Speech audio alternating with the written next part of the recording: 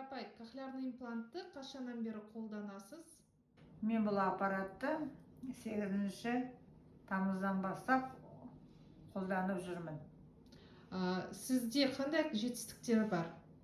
Енді мен қазір естіп жүрмін, жақсы бұрынғыға қарағанда.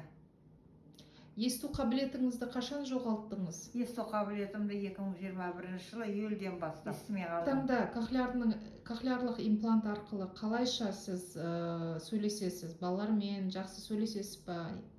Енді балалардың айтқанын түсінуге тырысам. Бүгін 2-ші рет келіп программаны ауыстырдым. 2024 жылдың бүгін нешесі? 4-ші қыркүйегінде. Енді қазіргі таңда жақсы сізді естіп тұрмын. Сіз баласы боласыз да? Сіз қандай айырмашылықты сезіндіңіз? Енді бүгін міне келдік 2-ші настройкаға, Астана қаласына, Қостанай қаласына. Бүгін енді мамам жақсы естіп тұрған сияқты, бұрынғыдан жақсы естіп тұр. Жақсы естіп тұрған сияқты. Өзге жетістіктер жақсы.